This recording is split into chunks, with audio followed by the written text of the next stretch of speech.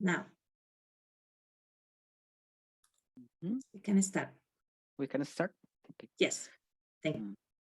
Buenas tardes a todas las personas que nos acompañan en esta segunda jornada de la revista de Relaciones Internacionales, especialmente a los que nos acompañan alrededor de Centroamérica y también en Costa Rica.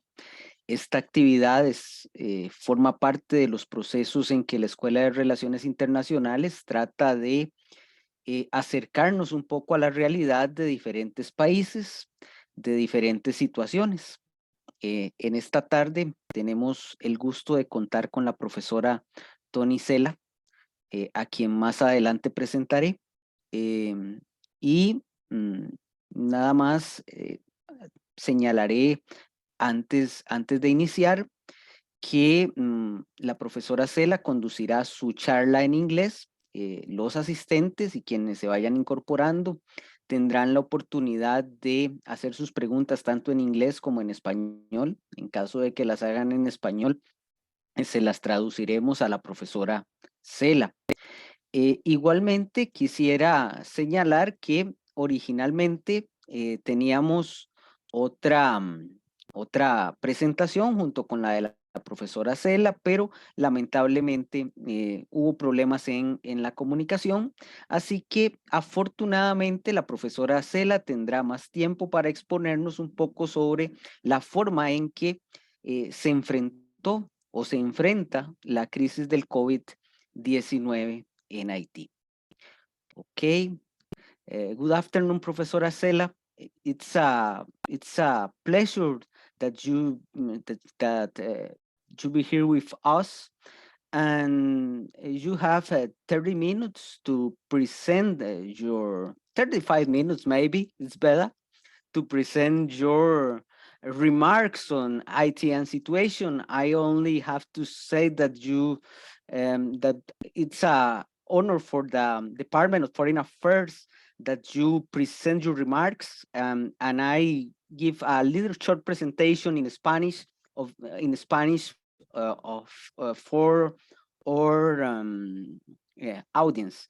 La profesora Cela, entre otras muchas cosas, es graduada como doctora de la prestigiosa Universidad de Columbia. Actualmente trabaja en la Universidad de Miami en un proyecto de investigación importante en términos antropológicos y migración, y ha dedicado gran parte de su trabajo a estudiar cómo reaccionan las sociedades ante las crisis, y se ha especializado precisamente en la sociedad haitiana, y esperamos que con esta exposición podamos tener una visión mucho más amplia de un país que nos es cercano pero a la vez lejano. It's the time for Professora Cela to present her remarks on Haitian process and crisis of COVID. Thank you for coming here, Professora Cela. The floor is yours. Thank you again. Buenas tardes. Good afternoon, everyone. Thank you for joining me in this presentation on the impact of COVID-19 on Haiti. First, I should thank the Escuela de Relaciones Internacionales for the invitation to join this panel. And I wanted to express my gratitude for their efforts to reach out to other geographic spaces, different linguistic spaces, to have this conversation about the impact of COVID-19 in the Latin American and Caribbean region. I've prepared a PowerPoint presentation, and since I will have a little bit more time, I will try to speak with more despacio in English. And I look forward to your comments and feedback or any questions that you may have. So we can start with the presentation.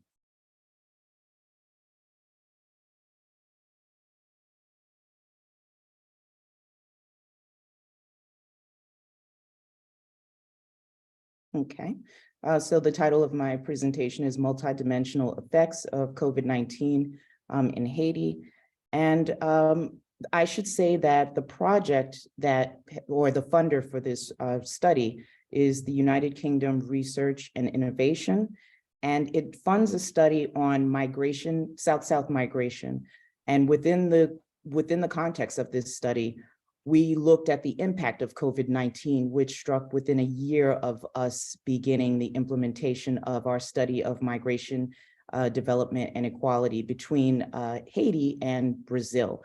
Haiti being the country of origin through Brazil, but we also look at the circular movement of the Haitian population within South and Central America, including through Costa Rica en route to Mexico and the US border.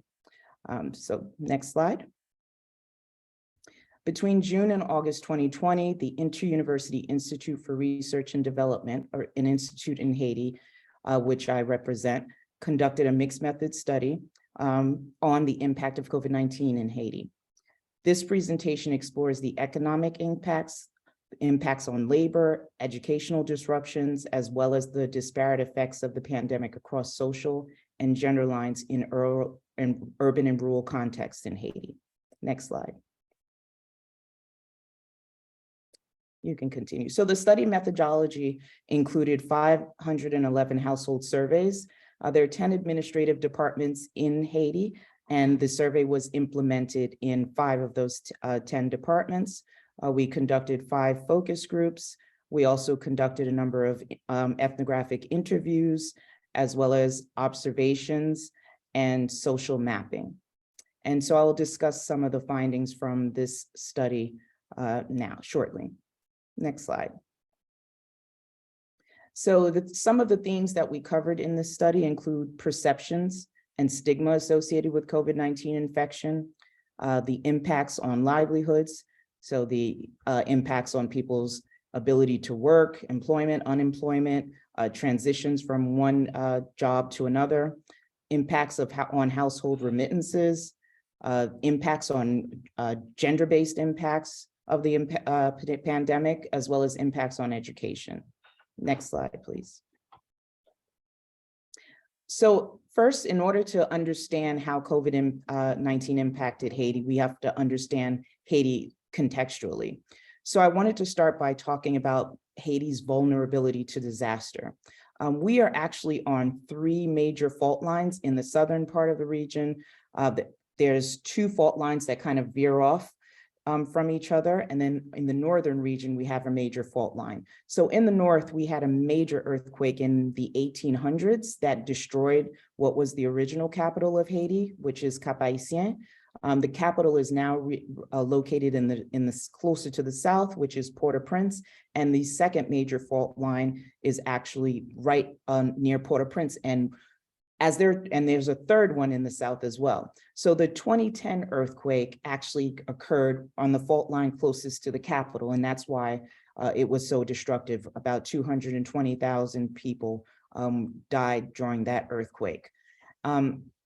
Now the third fault line is the fault line that erupted last year, and the belief is that the fault line in the north is actually stronger, will cause a stronger earthquake. And we're waiting for that to happen any day now. Within the next 10 to 20 years, we may see an earthquake even stronger than the earthquake that happened in 2010 in the north. Interestingly enough, the earthquake that we experienced last year in 2021 was not as devastating because it hit rural Haiti, which is a bit more disparate in terms of building structures and how closely people live. It's a bit more spaced out. So the impact wasn't as devastating, although it was higher on the Richter scale than the 2010 earthquake. So in addition to earthquakes, we also live in a hurricane zone. So we are prone to hurricanes between May and November of every year. So we are dealing with 2 different types of disaster events. Hurricanes can cause flooding, landslides. So building infrastructure, urban planning, architecture, it's really difficult to build anything to code, because if you build for an earthquake, then that makes you vulnerable to hurricanes. If you build for hurricanes, it makes you vulnerable to earthquakes. So it's a very difficult and it's a challenging dilemma that we're faced with in Haiti. Next slide, please. Okay. So these are just some examples of the disaster events that have directly or indirectly affected Haiti over the past 2 decades.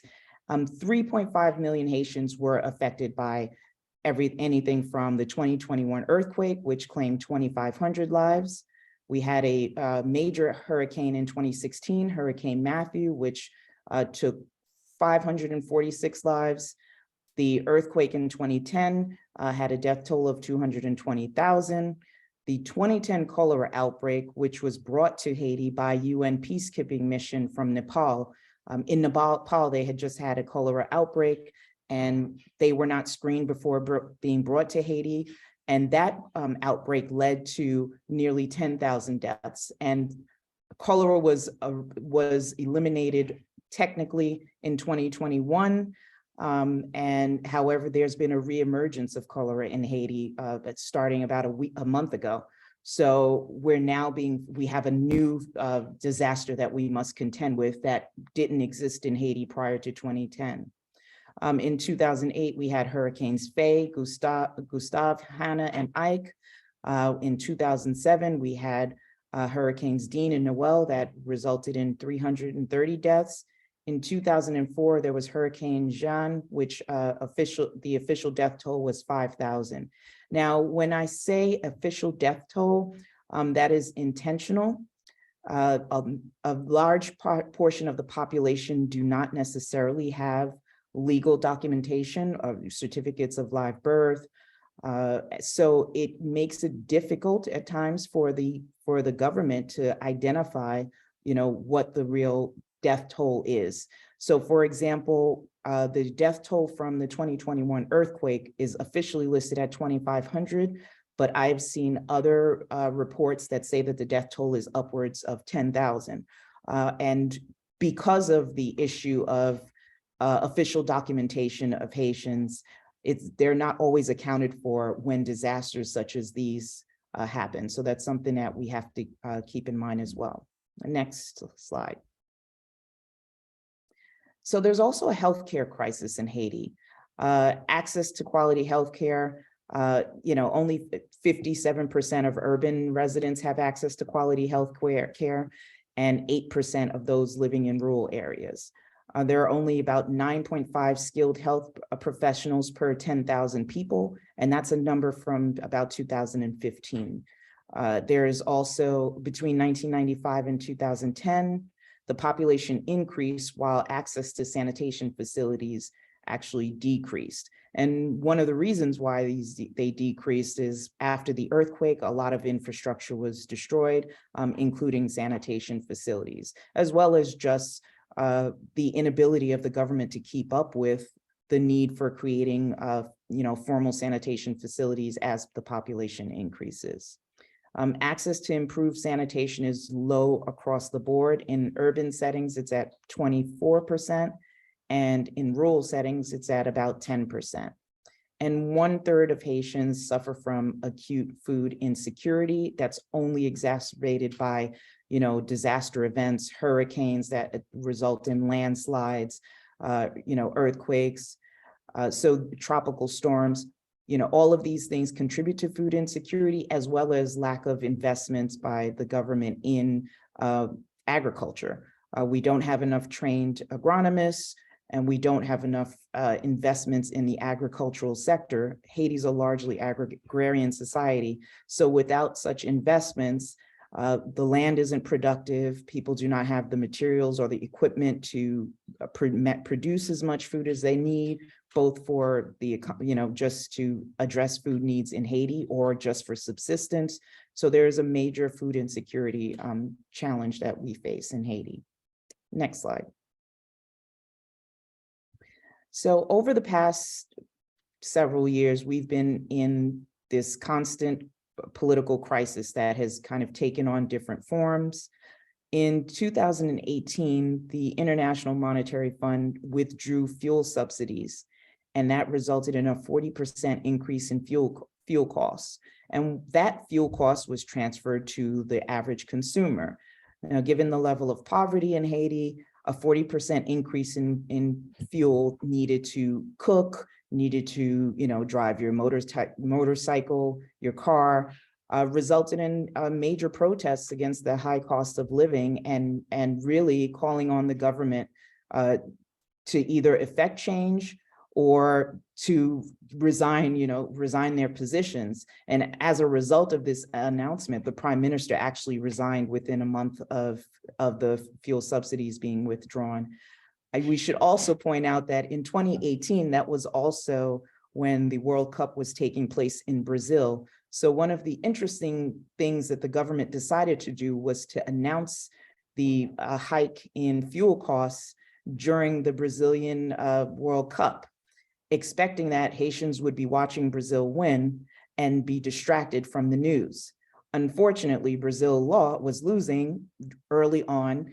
Haitians turned away from the Brazilian game and started listening to the news. And so they were informed about these fuel subsidy withdrawals and the rising costs of fuel immediately, leading to national protests.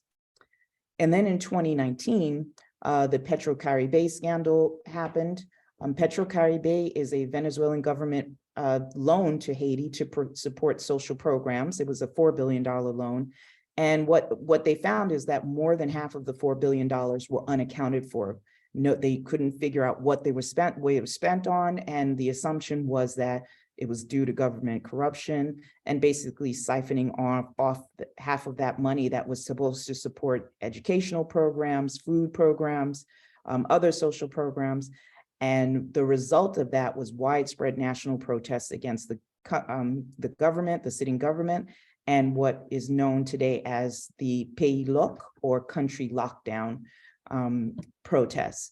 And since between 2019 and January 2020, basically schools were shut down anywhere from 6 to 8 months. Roadblocks were set up, and many Haitian citizens took to the streets and said that until the government accounted for this money, that they would, and step down if they were involved in corruption, that they would lock down the country. And the country was essentially locked down. Businesses were closed, schools were closed, and basically the country was paralyzed. There was an investigation that was launched.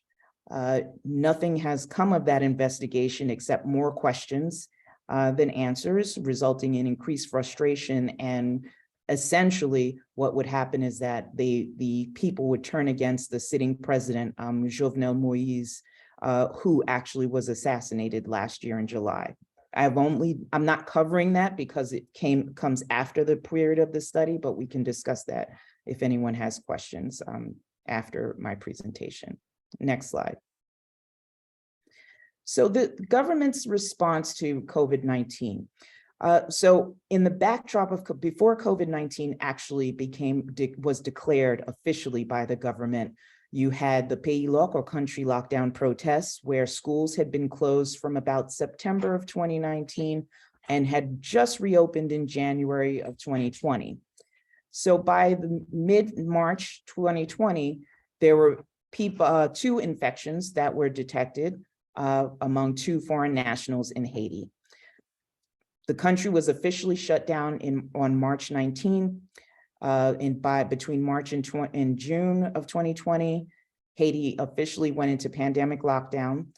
Between March and April, public awareness campaigns promoting mask wearing, washing hands, and social distancing and the distribution of masks took place.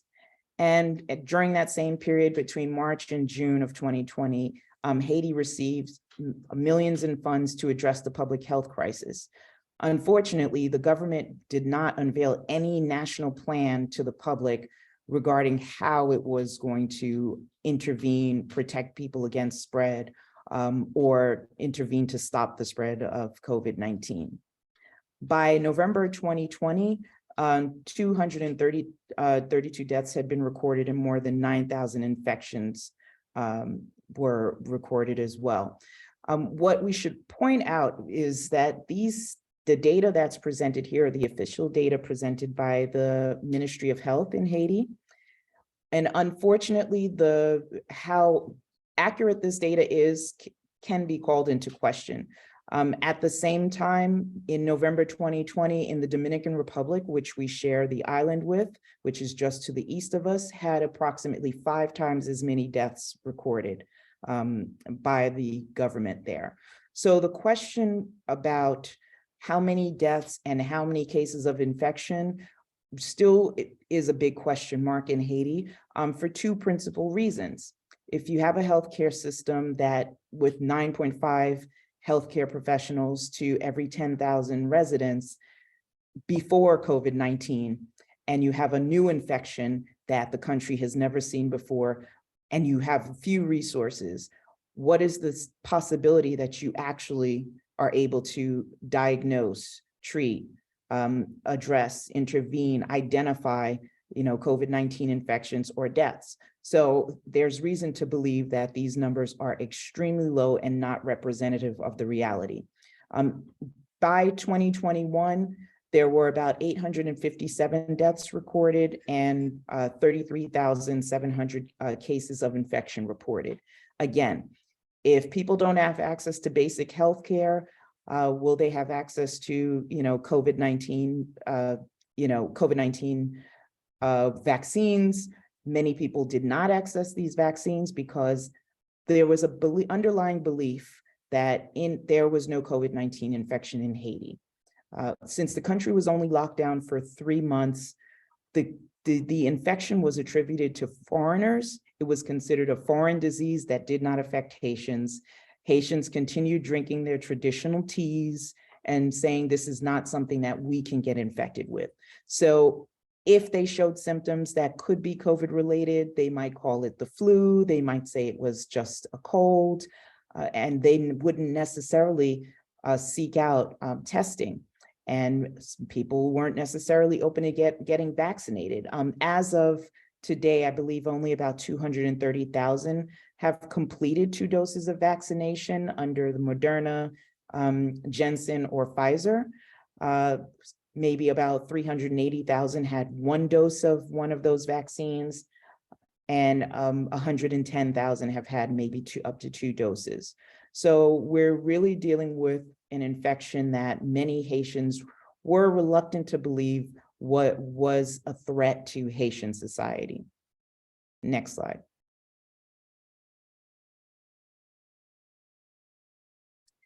So local perceptions of the pandemic, more than half, and this is data from the actual study that we implemented. Our study, again, was implemented between June and August of 2020. So immediately after the first wave of the pandemic. So more than half, 55% of study participants reported that their perceptions of the pandemic had changed over time. Of those whose perceptions changed, 65% of them reported that they went from denying COVID-19 and it's as a threat to Haitian society to acknowledging it as a threat to Haitian society.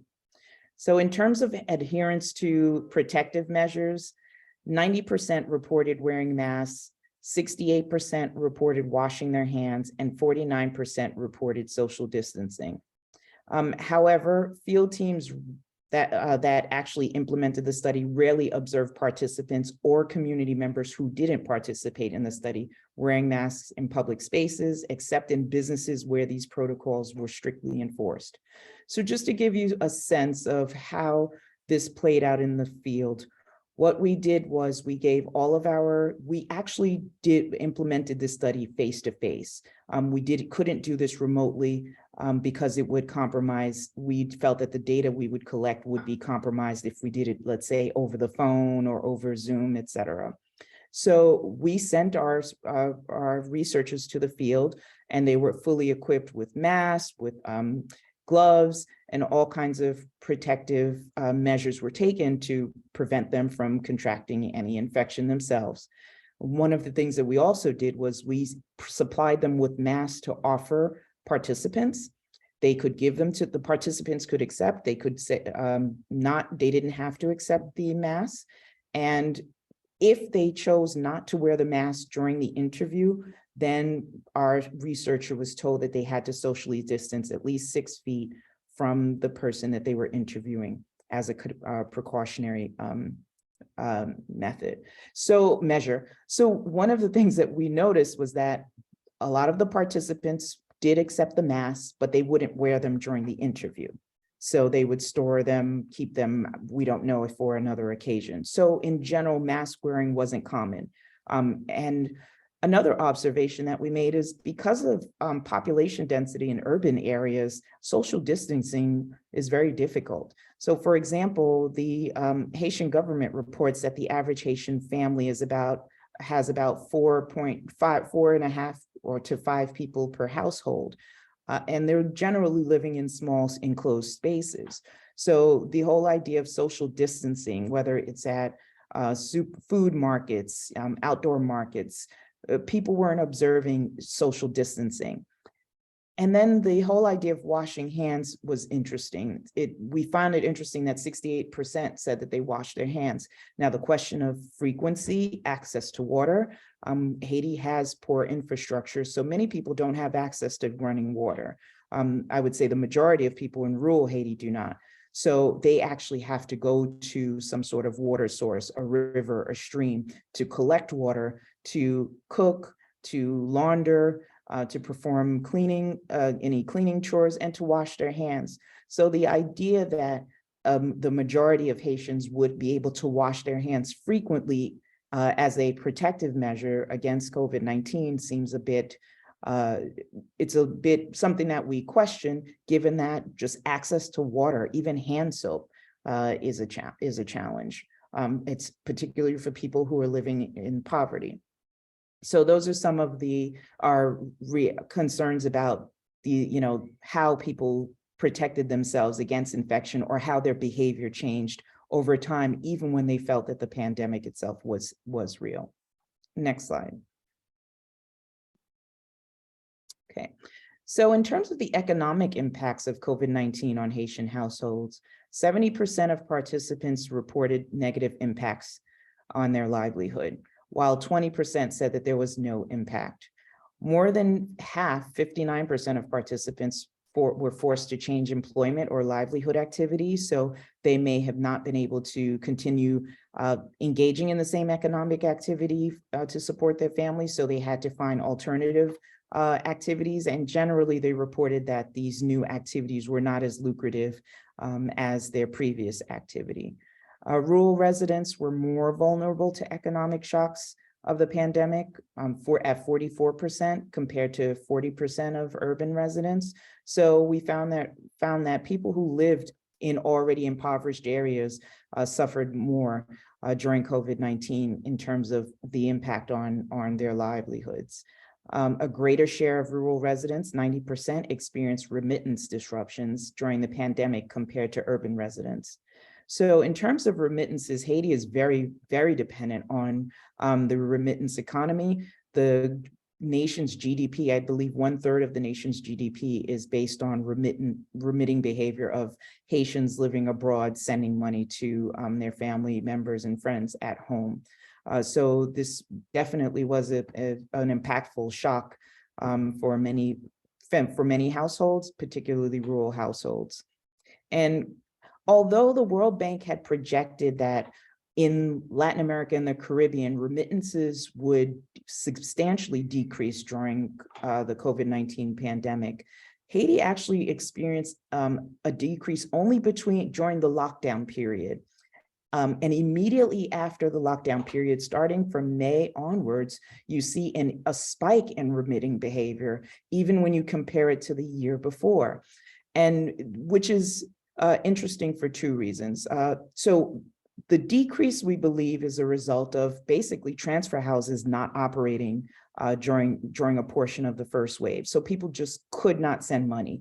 Family members weren't flying into Haiti, friends weren't flying into Haiti, so they couldn't bring money to, family members and communities in Haiti. Transfer houses were closed for periods of time, so people couldn't make a money transfer. You also had the impact on Haitian migrants who lived abroad, who may have suffered job disruptions in the United States, Canada, in Brazil, Chile, Mexico during a period. So they couldn't send any money because they weren't working, or they were working fewer hours during the first wave of the pandemic. Now, the recovery aspect for some is very surprising. However, Haiti is a country that has been in perpetual crisis, particularly since 1986, when the dictatorship ended. And what has been the pattern is that the Haitians living in diaspora, Haitian migrants, always respond when there's a crisis by supporting their families, supporting their communities, supporting friends, sending money home. So in particularly during moments of crisis, you see an increase in remittance activity, or during periods of festive periods or celebration periods. So you'll see spikes in remittance behavior in December for the Christmas holiday. You'll see it again in, I believe it's March or April, which is when children undergo First Communion. So this speaks to how important Haitians living abroad are in terms of supporting, the Haitian economy itself. So immediately after the first lockdown, remittance patterns picked up and actually increased. Next slide. So this is actually a chart that shows from January 2019 through August 2020, remittance transfers to Haiti in US dollars. And this data was obtained from the Central Bank of Haiti. And it shows you how the remittance behavior picked out, particularly start beginning in May of 2020 through August of 2020. Okay, next slide. And just as most countries, Haiti suffered educational disruptions. As I was explaining earlier about the context, schools were closed, depending on if you lived in urban areas, up to 8 months. And if you lived in rural areas, they were less affected. But between September and 2019 and January 2020, during the country lockdown protests, schools in Port-au-Prince and the capital were closed pretty much the entire time. And if you lived in rural areas that were a little bit farther removed from national protests, schools were able to open. So they may have only been closed for 3, 4, 5 months. So essentially schools opened back up in January 2020, only to be shut down again 2-3 months later on March 19, 2020. So almost 99% of households with elementary age children reported school disruptions. However, depending on where they lived, Haitian students experienced educational disruptions anywhere from 3 to 8 months between September 2019 and August of 2020 due to the Pays Loc and the pandemic, or Pays Loc being the country pandemic. And this is one quote from a participant. The children in the provinces, which are rural areas outside of the cities, I could say they were lucky. They had experienced a good part of their program because there were many provinces where schools functioned from September 2019 to March 2020. Only 20% of urban and 10% of rural households reported having children engaged in virtual learning. So virtual learning emerged as a response to the pandemic in many countries, offering online classes, using different technologies.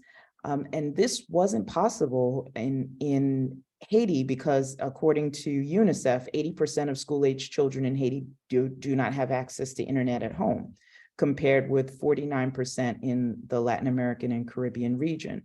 So what you had was, you might have a teacher send an assignment via WhatsApp, and send instructions to a parent for work to be done at home.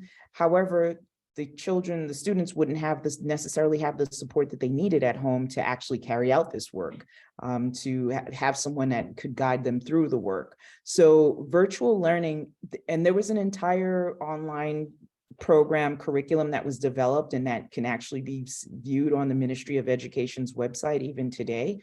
However, if there's no internet access, it essentially functions as just kind of, dressing up a situation where, people really just did not have access to virtual learning. Next slide. And so in terms of women and women's access to livelihoods and vulnerability during COVID-19, a larger share of women were not in the labor market during the COVID-19 pandemic. and almost 12% of them reported not doing anything or being employed before then. So women who engaged in any labor activity were more likely to be found in the informal sector, specifically petty commerce. So 60% of women, selling food, selling, products from the farm. So these are informal sector activities that do not necessarily provide any kind of social protections.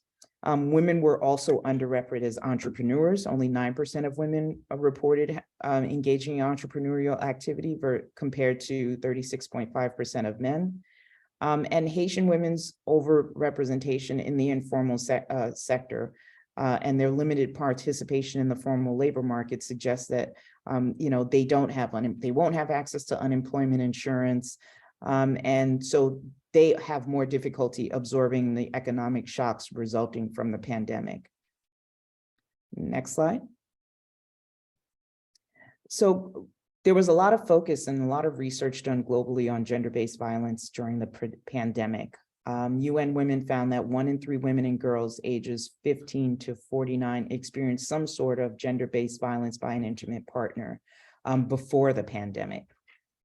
In this study, almost 42% of female participants in Haiti reported an increase in violence experienced by women and girls during the pandemic. Now, this is interesting. More than 2/3 attributed this escalation in violence to economic pressures that were brought on by the pandemic. And what's interesting about this is there was a major case of sexual abuse that was investigated in rural Haiti, in the southern region of Haiti, during school closures related to the pandemic. And what they found was that, tutors, teachers were, providing some sort of tutorial services and educational support during school closures. And they were enticing particularly young girls to come and form study groups. And this led to them many being sexually abused, and cases of some girls as young as 14, 13 years old becoming pregnant. And so this led to a massive investigation, which is ongoing, to find out which teachers were involved, which male community members were involved. But it's an example of what can happen, when we don't have protections for children, in the context of a disaster such as, this pandemic. One interesting finding we've had with this study is that 1/3 of female participants were reluctant to respond to the question, to this sensitive topic. They either reported that they did not know if gender-based violence had increased, decreased, or remained the same, or they refused to respond to the question altogether. And this suggests that some women are not comfortable discussing gender-based violence, which is a really serious, big issue in Haiti. We have high levels of gender-based violence, given the fact that women's rights are not, women have limited rights, are underrepresented in parliament, underrepresented in the labor economy, underrepresented in educational institutions. And we actually still have laws on the books that first, women can be married at as young as age 14 in Haiti. Men must be at least 18 or over to marry. So that encourages what we call as child brides, or young girls being married at a young age. And women can be charged with committing a crime if they've had an extramarital affair. Men are not necessarily held accountable for crimes of passion. If, for example, they found their wife with someone else and they committed a crime, harmed one of them or killed one of them, they can be absolved from that crime legally, because it's considered a crime of passion. Next slide.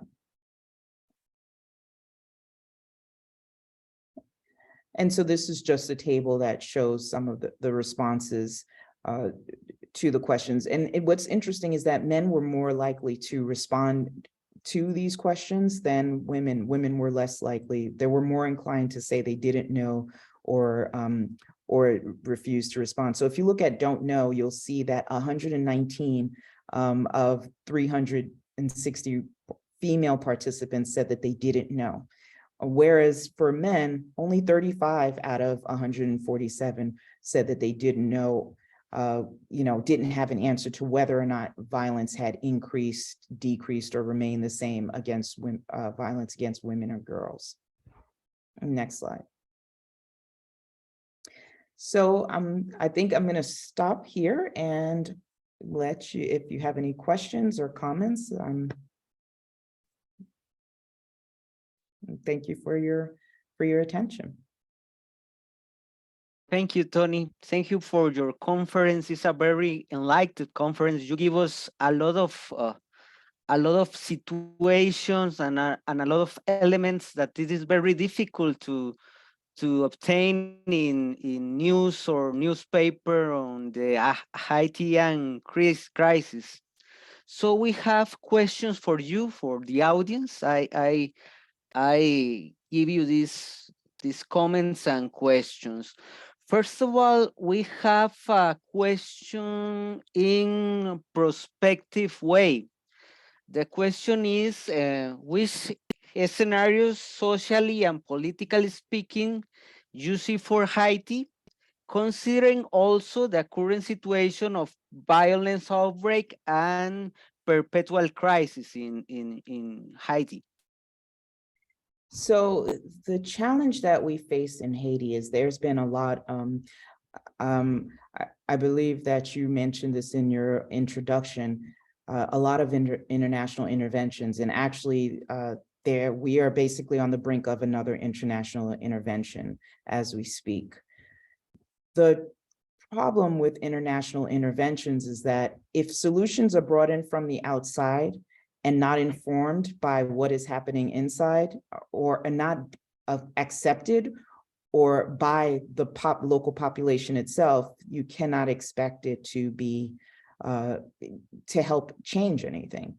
A lot of these solutions have been imposed, and a lot of the solutions have been imposed without consultation of community-based organizations and local authorities. Haiti is has a very centralized system. For those who are not familiar with Haiti, we went through a dictatorship from 1957 to 1986, which was a father and son. So father, Francois Duvalier, was in office from 1957 to 1971 when he died. And then his son, who was 19 at the time, Jean-Claude Duvalier, took over from 1971 until 1986 when he was deposed.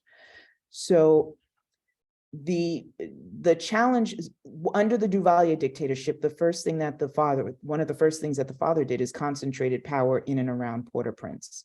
So everything goes through Port-au-Prince. Nothing can be done, very little can be done outside of Port-au-Prince and Cap-Haïtien, which is in the north to a lesser extent. And what has happened is, since everything is centralized there, it is also served as a way to marginalize those who are living in the provinces, who are not living, in the big city. And the result is that a lot of the international interventions focus on Port-au-Prince because that's where the infrastructure is, that's where the internet is, that's where the electricity is, that's where the prime minister is, that's where the minister of education is. And that's only represents about a third of the population. Not only that, what happens in Port-au-Prince isn't reflective of what's happening in the country. So some things that we see that are reported on in Haiti may not be happening in the country, it's only happening in Port-au-Prince.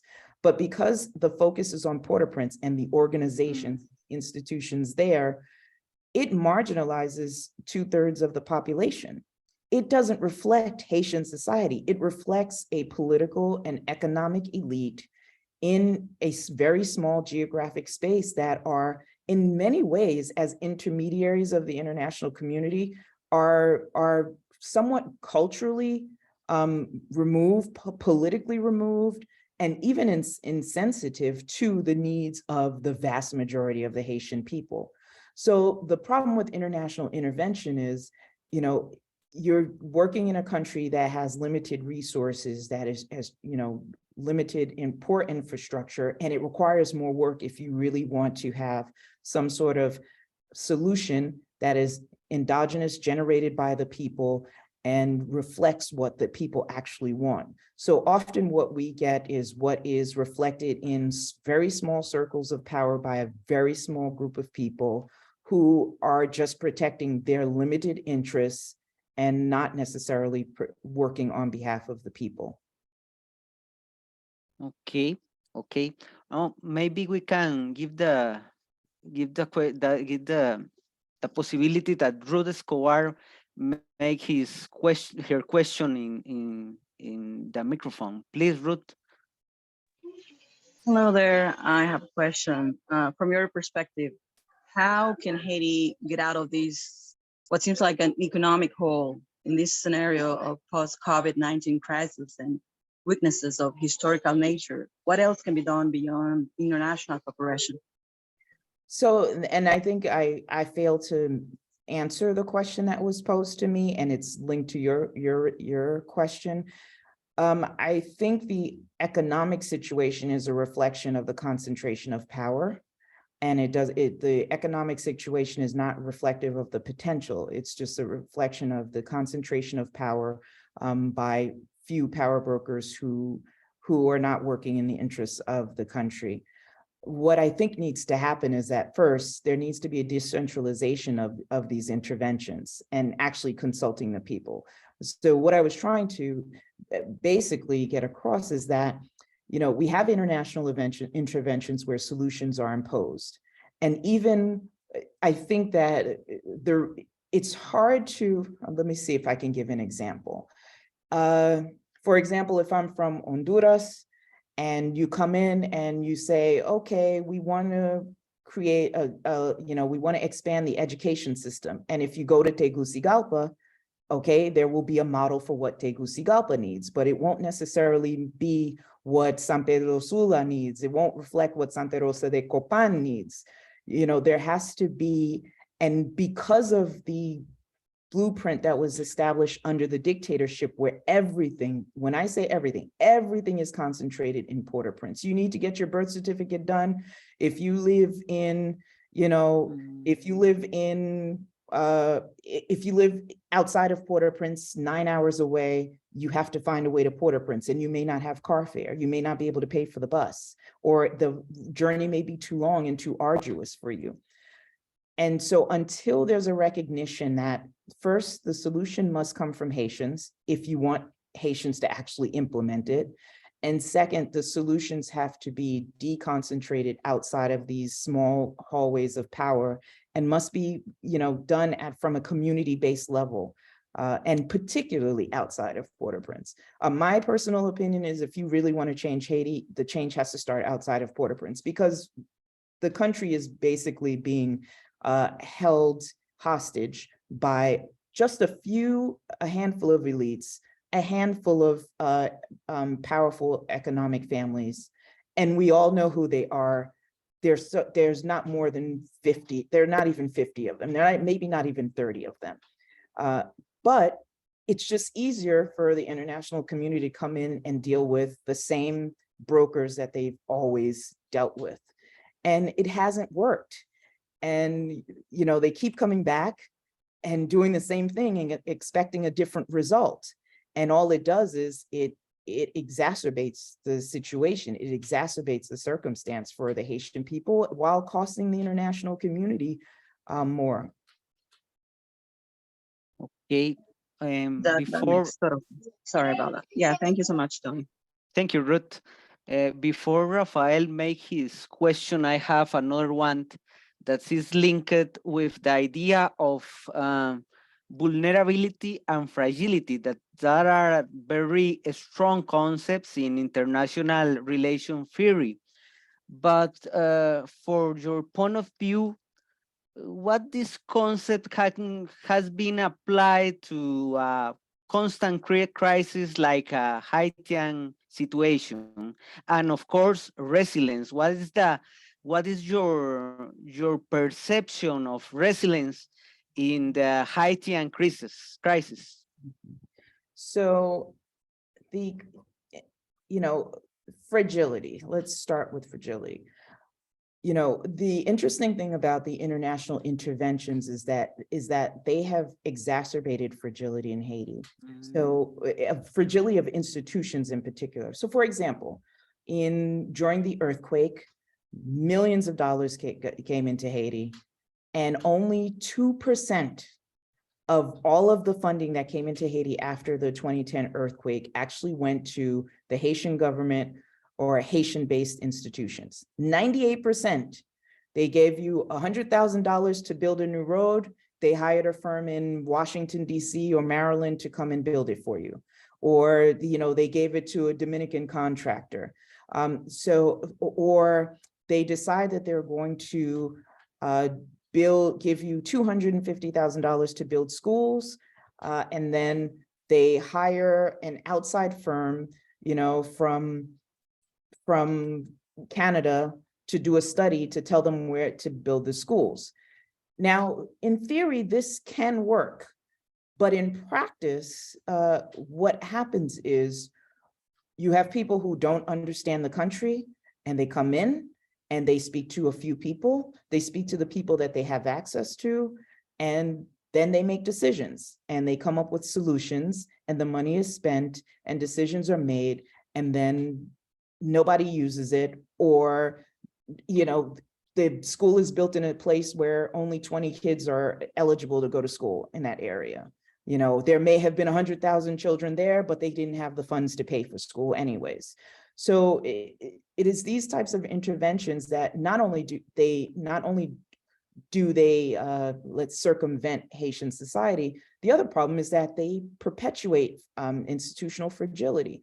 If you don't implicate the Ministry of Education in these types of decisions, then how are they supposed to build capacity? How are they supposed to be accountable? So when the schools are built for $250,000 and Inter-American Development Bank gave it to you, and nobody attends them, the ministry gets to say, well, that's not my problem. IDB decided to build the schools.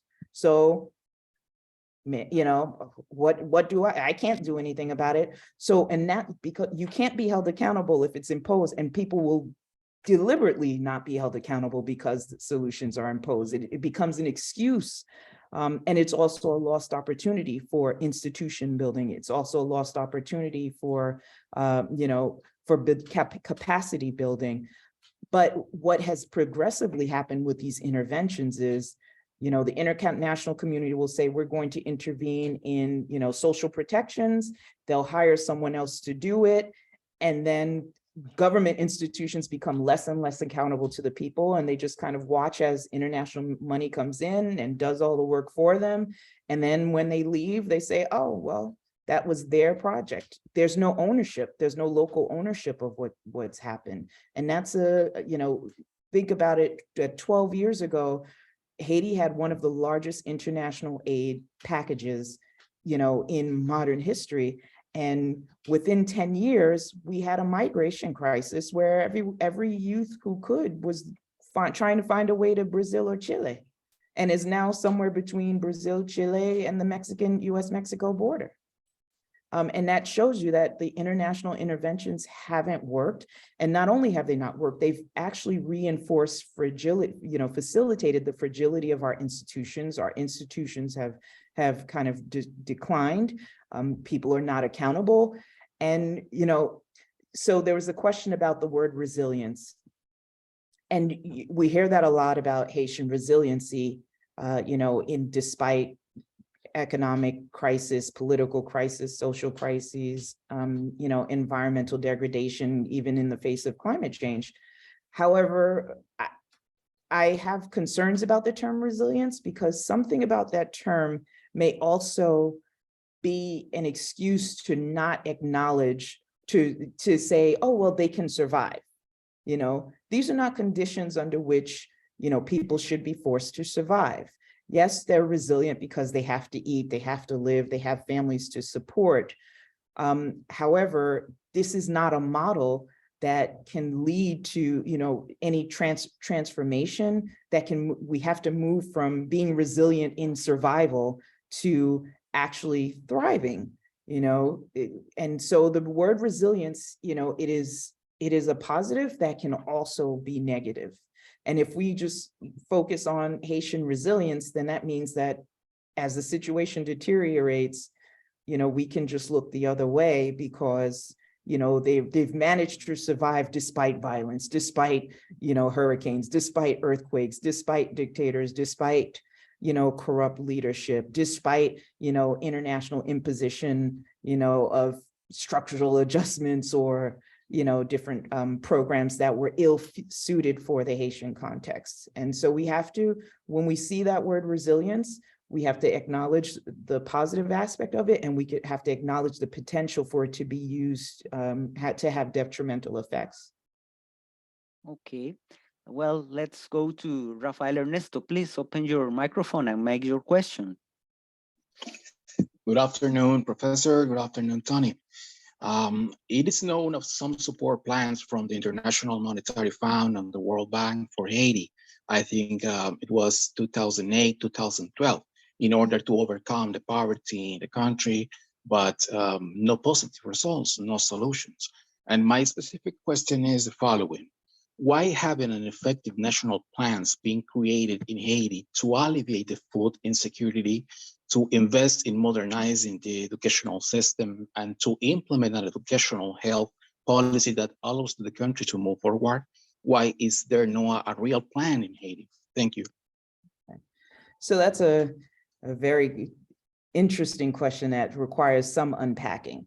And again, so I start with what I just alluded to earlier, which is a lot of the solutions, when the World Bank comes in, when IDB comes in, when, the Cooperación, the Spanish corporation comes in, they speak to the same players, the people who are able to make a living and profit off of Haiti's suffering, the people who are in positions of political power, who are able to serve as intermediaries to make things happen for the economic elite and serve the interests of, foreign entities and just make a little bit of money, under the table. So what ends up happening is the programs that are being developed don't speak to the Haitian context. So building factories is not going to get anyone out of poverty. It might get them some food and be able to serve, to send a child to school, but it's not an economic plan. It's not an economic vision. One of the major, so the Inter-University Institute for Research and Development was established in 2012. So we've been operating for, 2007. So we've been operating for about 15 years now. And one of the fundamental patterns we've identified is that with all of the money that comes in from the international community, there's no strategic investment in Haiti's youth. They'll respond to hunger crisis. They'll respond to, they'll build roads, they'll do things here and there. They'll respond to the need for healthcare, to intervene in COVID-19, to intervene with, let's say, tuberculosis or HIV/AIDS or whatever the issue may be. But there has never been a plan that has centered Haiti's youth. And when you look at Haiti's migration patterns, it's always people around between the ages of 24 and 40 years old who are migrating. It's essentially, and the more education Haitian youth obtain, the more likely they are to migrate. So when they finally are able, the few, because I think the latest report from the Haitian government was that only about 100,000 Haitian youth are attending university. So if they finish secondary school, if they complete some college, some university, or complete their university studies, the more education they obtain, the more likely they are to leave. So how do you build an economy if all of your, and on top of that, before we talk about youth, you already have the phenomenon of brain drain. So when we talk about there are only 9.5 skilled health professionals to every 10,000 residents, it's also because most doctors, most nurses, once they're trained, within a few years, they try and go to the United States, Canada, or France. Canada has recruited our teachers, our nurses, et cetera. There is no, so you can actually say we're going to build a wonderful economy, but if you don't have any way to keep the people who are trained in country, there's no plan, there's no focus on Haiti's youth. What's going to get them into the labor market? What's going to keep them in the labor market? Then that plan is essentially just, it's just a plan on paper. So there's a lot of, you know, and to be honest, if you look at investments that have been made in Haiti, most of the investments actually ignore the higher education sector altogether. They'll talk about, we're going to build elementary schools, you know, grade schools. They did that after the earthquake. Okay, but during the earthquake, we lost professors, we lost teachers, we lost nurses, we lost a lot of our professional class because the earthquake happened around Port-au-Prince. And the ones who survived, many of them said, I'm leaving, I'm going to the United States, I have a visa, you know, or I'm going to Mexico. They left the country. So if there's no investment in who's supposed to lead this country, if there's no investment, no plan targeted to Haiti's youth, the ones who can or have obtained some level of education for leadership, we know that a development strategy in Haiti is not going to come to fruition and actually obtain any real results. It's going to take at least a decade or 2 or 3, if not 4, which means any development plan, any rebuilding plan after an earthquake, after a hurricane in Haiti has to be a long-term plan. And if it's a long-term plan, then you can't invest in the 50 and 60-year-olds. You have to look at, what about the 20-year-old who's coming out of secondary school? Where is he or she going to be in the next 20, 30 years as we're moving towards development? And what are we doing to get this person with potential in a position to provide political leadership, social leadership, economic leadership, entrepreneurial leadership, et cetera, et cetera. And there has never been any focus on Haiti's youth. And all of the data has shown that the people who migrate are Haiti's youth. And the ones who migrate are the ones that get at least a secondary education or more. So the more education they get, the more inclined they are to leave. That's a pattern, and that's indicative of something. And if you know that you're in a country that's going to need a long time for development, then you can't let your leaders leave the country like this. You have to have a plan. And any nation that's engaged in any type of rebuilding or development, youth have to be at the core of that plan. And if they're not, who are you investing in? What are you investing in? Thank you, Rafael. It's time for Nora question. Please, Nora, open your microphone. Sí, Go ahead. sí, gracias, muy buenas tardes. Quizás respondiendo a los datos que se nos presenta, que son datos muy interesantes, me llamó fuertemente la atención esa participación del 55% de estudiantes. Quisiera más datos si fue en el propio periodo de pandemia, de cuarentena que participaron, o fue cuarentena que se participa. ¿En qué programas y cómo se logró la participación de los estudiantes? Y si hay universitarios, si las universidades se pudieron integrar.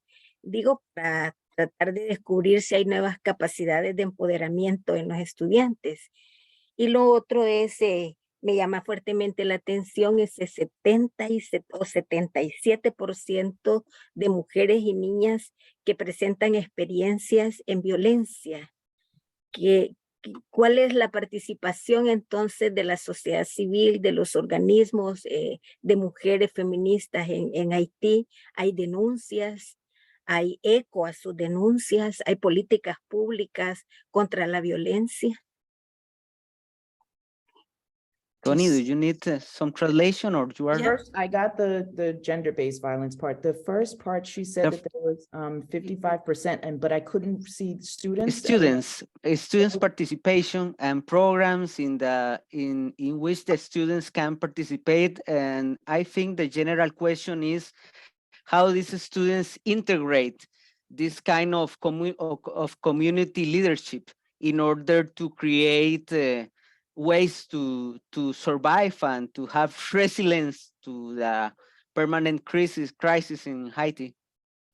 And that is exactly the concern that we have. There has been no concerted effort in Haiti or internationally to say, wait, if we're building a country and it's going to take us 10, 20, 30, 40, even 50 years, we need to focus on the youth who are going to be assuming these leadership positions in 10, 20, 30, 40, 50 years. So there has been investments in, basic education. Okay, you can read and write, but you can't lead a country on a primary school education. Who will translate so that we, I don't know. I don't know. Does Nora need translation? Nora, do you need translation or you? Nora? Sí, Básicamente dice Tony que es lo que más le preocupa la participación estudiantil porque en función de crear liderazgos para los próximos 30 o 40 años y tener alguna esperanza de transformación de las estructuras políticas haitianas, es de lo que más le preocupa y que hay deficiencias en ese proceso. So what essentially happens is the few who are able to go to university, of those few, there will be a portion who will be co-opted by the political elite, a very small portion. And they're the ones they send to the streets to protest, and they're the ones who will be groomed to replace the politically corrupt. So then you'll have another very small portion who will go into the family business or who may get a good job through international NGOs. Mm-hmm. But in Haiti, the NGOs come and go with each crisis. They come, they get a job with the NGO. When the NGO leaves, they leave too. They migrate, they leave. So what ends up happening is we don't keep our youth there. And what we're seeing with the gang violence now is those are the youth who either never went to school or only had a primary level education and couldn't afford more than that. And they're also the ones who maybe have a high school education, but realize they can't find a good job, they can't migrate, and the only way for them to survive is by committing crime through these gangs.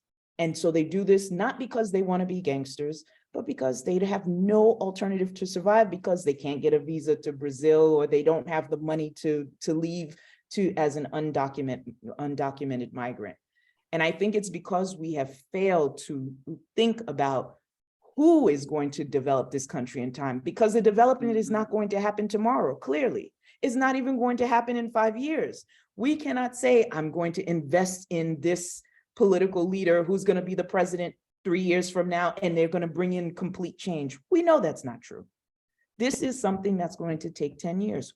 If we don't develop a plan that is centered around youth and their leadership, that's around higher education, quality higher education, and participation in politics, participation in entrepreneurial activities, making a financial sector that makes it accessible to students who have innovative ideas and projects that can't find the financing, then we're just going to continue to perpetuate this because we won't have the leadership to bring in, to introduce the development that we need. Sí, Tony señala que lo que más le preocupa es que muy pocas personas tienen la posibilidad de educación superior. Un grupo de esas pocas personas se incorpora a la élite económica política de Haití, repite esquemas de corrupción una vez que están dentro de esa élite. Otro pequeño grupo se incorpora a las fuerzas empresariales, pero repite, digamos, el comportamiento del empresariado haitiano.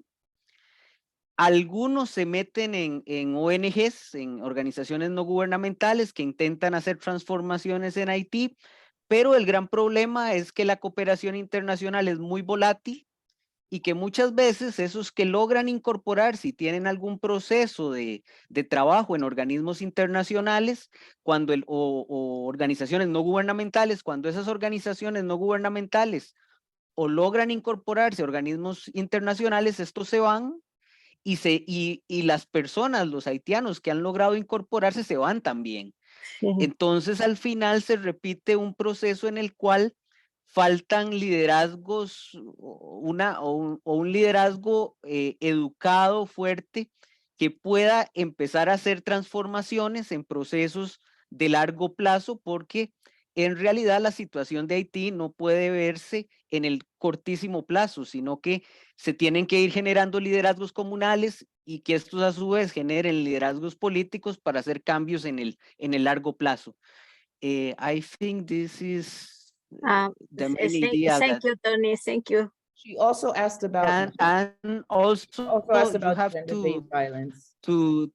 it's about girls and Yes. women. So in terms of gender-based violence, there was a young lady who was, in her 20s, and she was raped and her body was just thrown into a gutter somewhere. And there have been a lot of protests by civil society, women's organizations. However, Haiti is a violent country that emerged, our independence emerged from a violent revolt against plantation slavery. And it is still a very masculine society where the laws on the books still reflect, a gender divide. You don't have as many women in, who have access to higher education. You don't have, we had 2 women in parliament about almost 10 years ago, and now we have none. So women are still, are victims of structural violence. And that's why I pointed out that, I forget what the number was, but a higher portion of women didn't even want to talk about gender-based violence because it has become so part of the system that women have been trained to, in order to survive in Haiti, you need a man, whether it's a husband, whether it's a man who is your boss, who can entice you to sleep with him, whether it's, a man who you have to sleep with, who's going to get you a job, or that is how the society is structured, because it is the same men, when you go to the police and you've been raped, who will ignore your case or dismiss your case. It is the same judge who will make sure that your case never comes before a court. So there have been, a lot of efforts towards women's rights and gender-based violence. There are a lot of efforts, a lot of organizations that are trying to combat this. But the reality is that the society is still structured so that if you are a woman, you cannot survive unless you have a man who's protecting you, supporting you, exploiting you in exchange for that protection. And we still have a ways to go. Okay, Nora, lo que plantea Tony es básicamente que la sociedad haitiana es estructuralmente dominada por relaciones de género muy patriarcalistas, que incluso nos da un dato muy revelador que el Congreso haitiano tuvo hace unos 10 años 2 congresistas, pero que ahora no hay ninguna representación femenina en el sistema político haitiano, y que ya eso en el día a día se convierte en relaciones muy violentas de género. Y hay una realidad que consiste en que aunque que hay mucho silencio sobre el problema, porque la mayoría de las mujeres interpreta y con toda la situación estructural que se da, que simple y sencillamente cualquier queja más bien se va a tornar en contra de ellas y que no va a ser atendida por los mecanismos institucionales que existen. Entonces, que la situación para las mujeres es muy precaria, muy complicada, y esto lo agrego yo en las crisis, en las que al final la división de género se siente mucho. Al final del día, en las crisis, de los que más sufren son niños y mujeres, sin duda. Muchas gracias, Sí, Nora. la pobreza, poverty. Okay. makes it also- yeah. Sí, y que es más fuerte, o sea, que los niveles de pobreza se sienten más hacia mujeres y niños que hacia hombres. Muchas gracias, Nora. Okay, I think there is not more questions and comments. And I only have to say thank you so much, Tony, on behalf of the Department of International Relations, on behalf of all the students that have the opportunity to listen you, to learn. Thank you for your knowledge of Haitian situation. We hope we have another opportunities to talk about Haiti with more time, even in the classroom with our professor that study Latin American issues. Again, thank you so much, and thank you everyone for being here to this conference. Finalmente, en español, queríamos invitarlos a la actividad de las 6:30, de las 6 de la tarde, sobre diplomacia científica, el caso de Costa Rica. Otra conferencia importante en que contaremos con personal de la Cancillería de Costa Rica para explicarnos cómo han intentado desarrollar los conceptos de diplomacia científica. Nuevamente, muchas gracias a todos. Buenas tardes. And please give an applause to Tony. And virtual applause, please. Thank you. Thank you. Muchísimas gracias. Hasta la próxima. Thank you so much. Hasta luego. Thank you.